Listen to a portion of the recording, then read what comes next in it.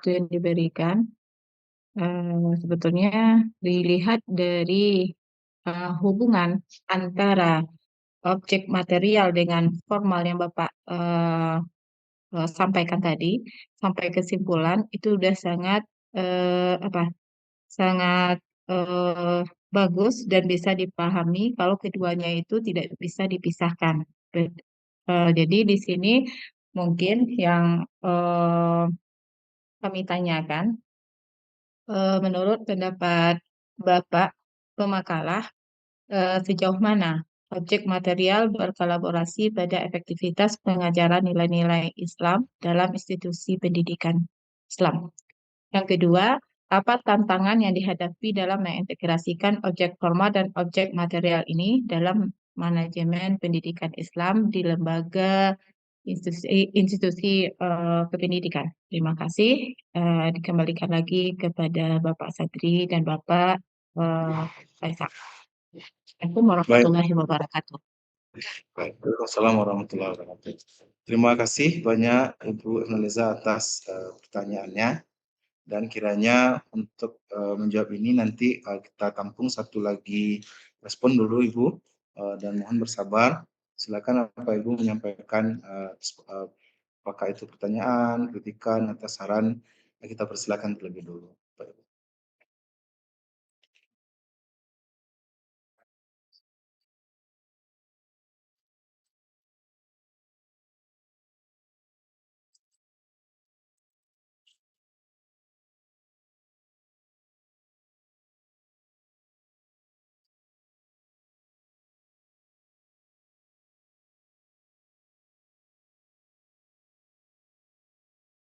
Apakah masih ada Bapak Ibu, atau kami menjawab yang ini dulu Bapak Ibu?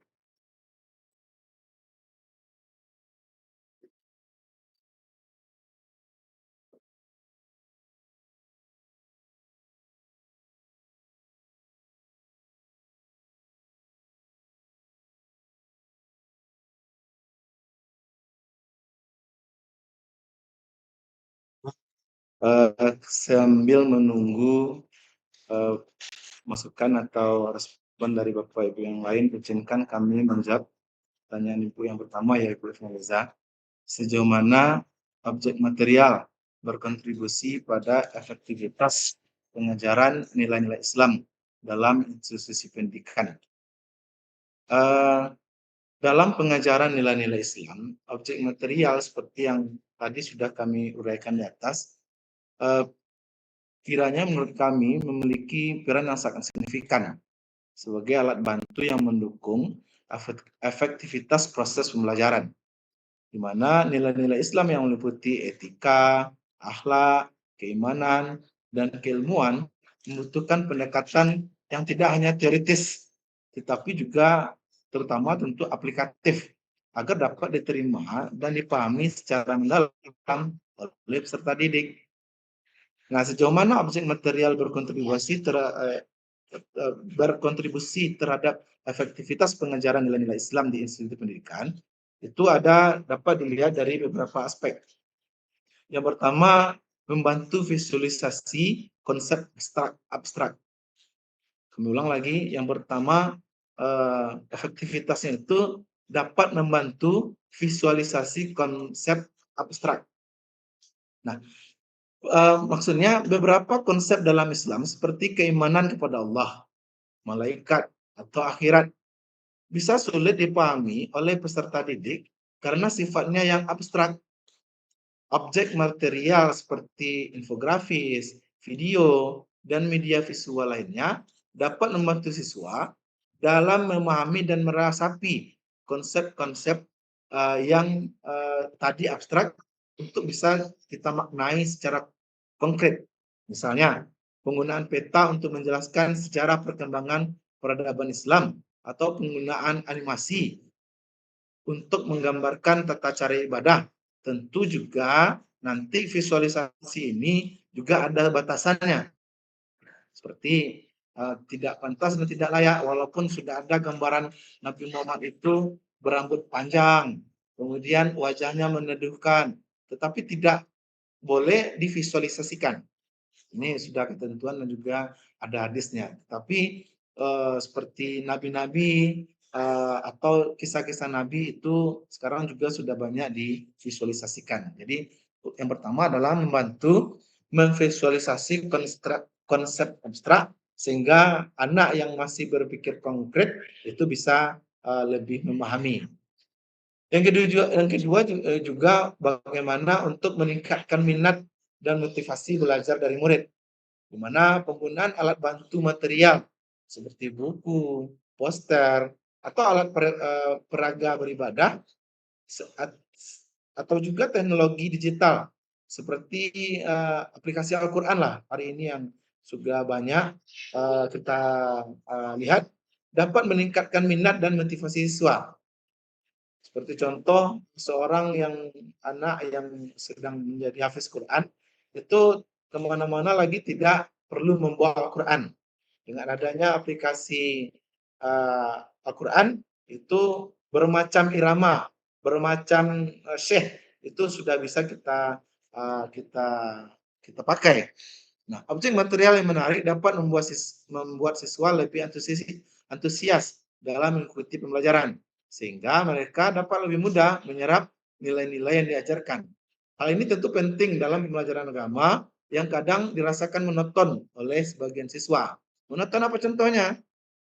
Kalau seorang guru tahfiz itu hanya mentalkinkan, mungkin akan berbeda penangkapannya nanti dengan metode yang pakai audio, yang pakai irama yang berbeda, pakai syekh yang berbeda, itu akan lain penangkapannya. Kemudian selanjutnya adalah efektivitasnya, yaitu memfasilitasi pembelajaran atau praktik ibadah.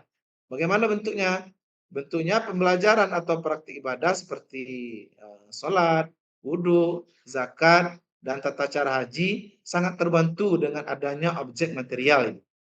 Penggunaan alat peraga ibadah seperti adanya miniatur Ka'bah atau belajar tata cara haji atau tempat wudhu yang dilengkapi dengan penjelasan membuat pembelajaran menjadi lebih interaktif dan aplikatif.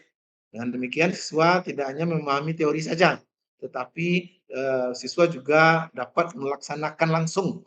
Dalam pelaksanaan langsung itu tentu sebagai pendamping gurunya, ustadz-ustazahnya bisa langsung merespon apakah prakteknya itu salah atau masih ada yang perlu diperbaiki. Selanjutnya, menghubungkan pengajaran dengan kehidupan sehari-hari.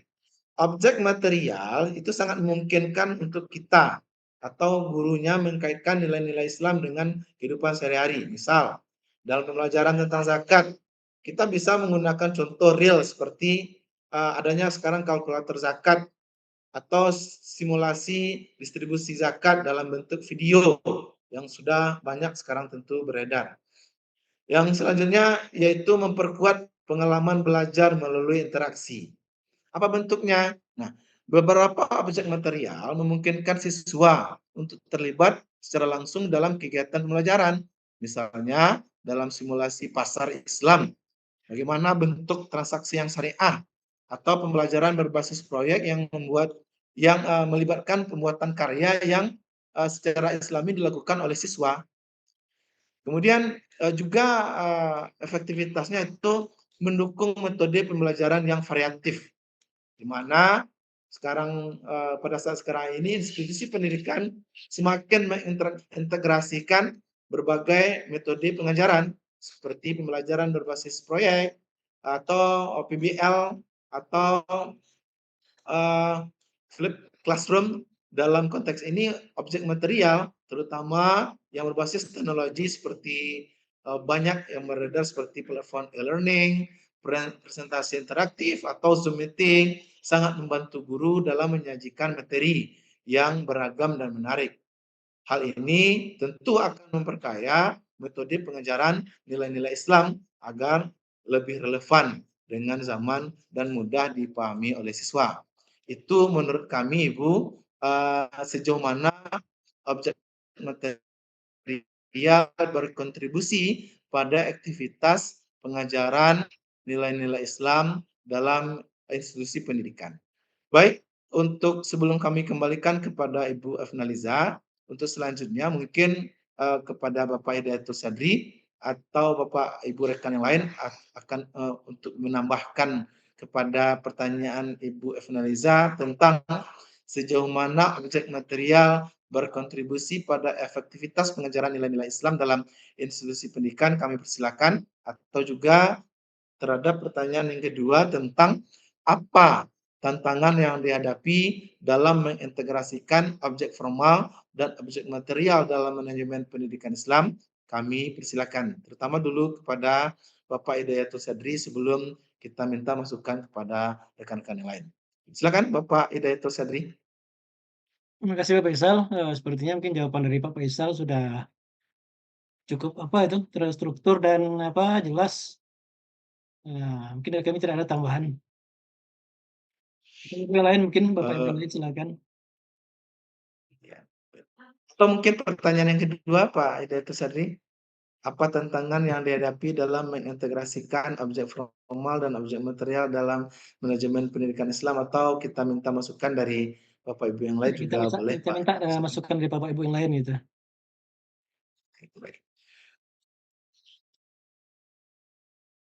Baik, izinkan kami dulu untuk mengulas sedikit tentang tantangan ya. Tantangan dalam mengintegrasikan objek formal dan objek material. Sebelum kita minta masukan dari Bapak Ibu yang ada di dalam room ini. Yang menjadi tantangan itu sebenarnya banyak, dan tentu tantangannya itu bervariatif tingkat tingkat kesulitan dan juga kerumitan dan tata cara menyelesaikannya. Dalam hal ini ada beberapa hal yang menurut kami tantangan dalam mengintegrasikan objek formal dan objek material itu, Ibu Evnaliza. Yang pertama tentang kesenjangan antara nilai dan praktik. Apa maksudnya? Salah satu tantangannya adalah kesenjangan nilai yang diterapkan atau objek formalnya dengan kondisi dan praktik nyata atau objek materialnya. Banyak lembaga pendidikan Islam yang memiliki visi dan misinya kuat dalam membentuk generasi berkarakter Islami. Nah, tetapi itu berbenturan dengan kendala infrastruktur, keterbatasan sumber daya seperti kapasitas guru yang memadai untuk itu, atau infrastruktur tadi sepertinya mungkin bagaimana anak itu paham bagaimana pelaksanaan ibadah, contohnya dalam hal ini haji, tapi kita tidak punya infrastruktur mengenai miniatur Ka'bah salah satu contohnya. Ini juga menjadi tantangan lah untuk bagaimana mengintegrasikan objek formal dan objek materialnya. Atau masalah manajerial. Mungkin seorang yang menjadi ketua yayasannya itu bidangnya mungkin tidak di posisi itu, tidak tepat pada posisi itu, tapi karena dia yang punya, yang ownernya, jadi terkadang sulit untuk mewujudkan visi dari sekolah dengan visi yang sangat bagus. Mungkin itu contoh yang pertama tentang tantangannya itu tentang kesenjangan antara nilai dan praktiknya. Yang kedua menurut kami yang menjadi tantangan dalam mengintegrasikan objek formal dan objek material yaitu ketersediaan sumber daya. Tadi sebelumnya tentang kesenjangan antara nilai dan praktik, salah satunya keterbatasan sumber daya juga kami uraikan. Nah, maksudnya adalah untuk mewujudkan pendidikan yang berkualitas tentu sangat dibutuhkan sumber daya material yang memadai, baik dalam bentuk fasilitas, teknologi, maupun tenaga pendidik yang kompeten. Tentu ini unsur utama kalau menurut kami malah. Namun tantangan yang sering dihadapi adalah keterbatasan dana. Nah, bisa saja nanti lembaga itu menyadari bahwa seorang manajer dalam yayasan atau pimpinan yayasan itu tidak menguasai, dan tentu juga yayasan akan sangat paham kalau didudukan orang dengan posisi yang tepat dengan keilmuan tepat, ini akan berkaitan dengan dana. Nah, ini salah satu yang akan menjadi tantangannya, terutama bagi lembaga pendidikan Islam atau swasta yang berada di daerah tempat terpencil atau yang mulai merintis. Nah, hal ini menjadi penghambat implementasi optimalisasi dari konsep dan kurikulum Islami yang menjadi fokus utama dari objek formal itu sendiri. Nah, yang ketiga menurut kami, kompetensi manajemen dan pendidik. Kurangnya kompetensi dalam manajemen pendidikan Islam sering menjadi tantangan dalam mengintegrasikan kedua objek ini.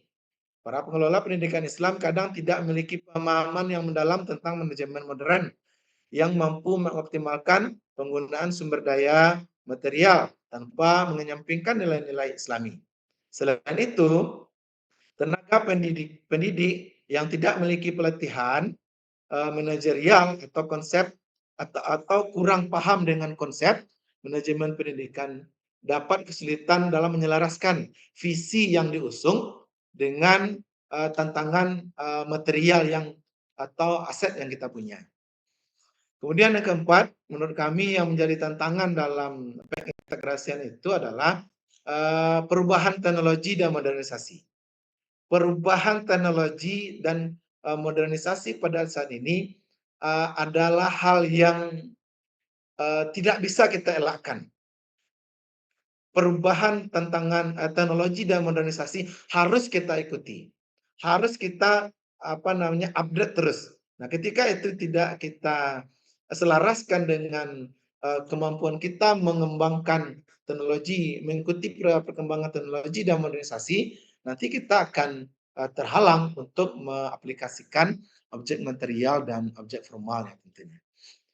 Selanjutnya, dualisme sistem pendidikan. Ini banyak kita temui di beberapa negara seperti contoh, pendidikan Islam sering dihadapkan pada dualisme sistem pendidikan, yaitu sistem pendidikan umum dan sistem pendidikan yang berbasis agama.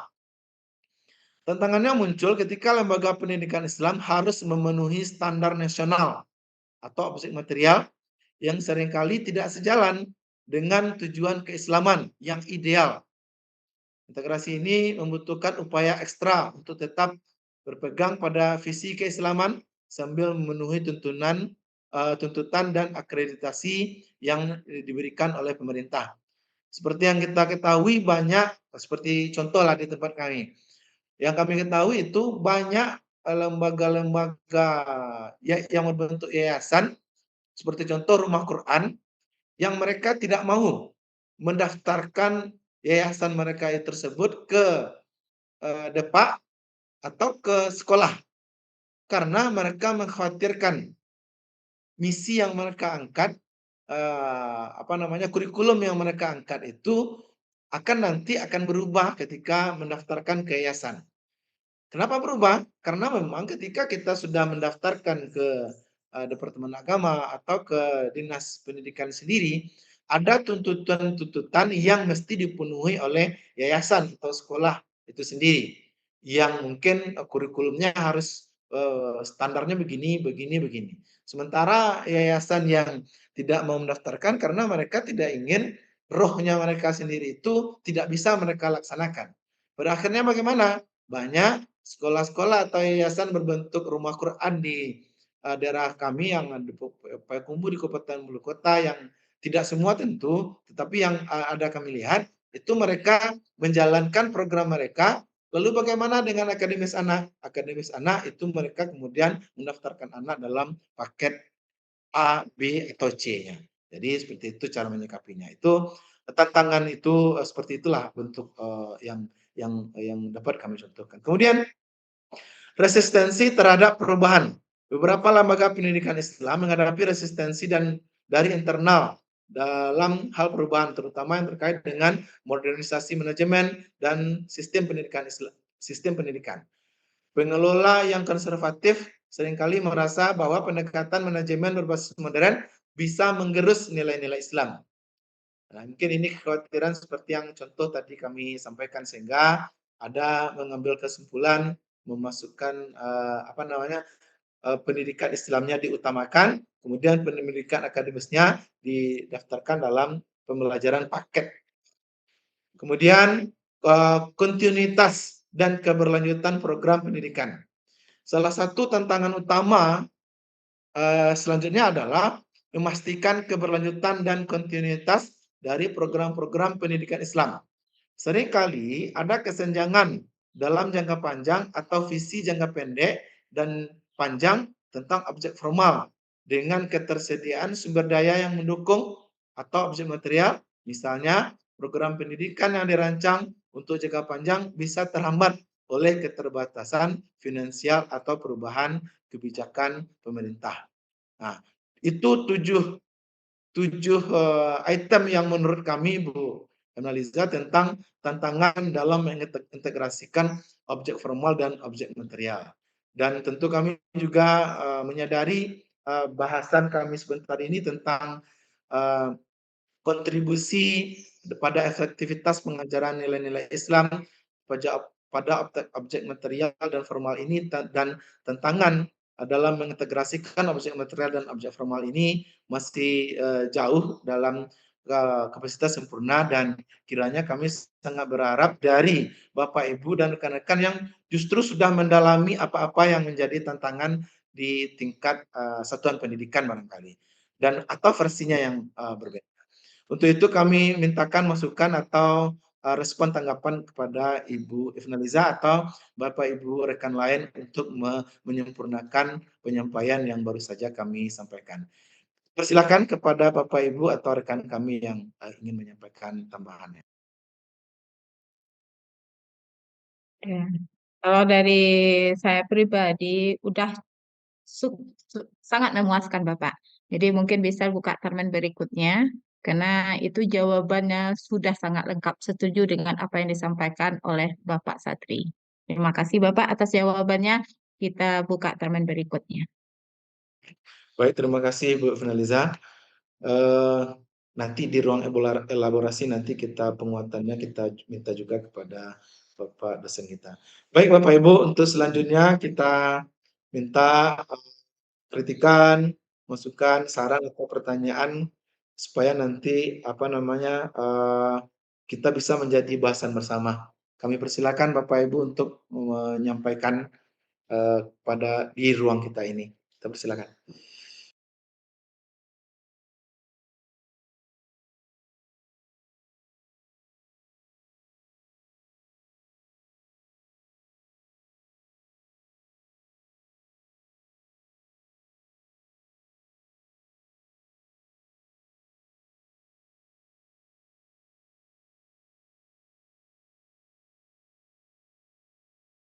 Mohon maaf Pak Safik, kita sampai jam berapa? Apanya Pak Safik?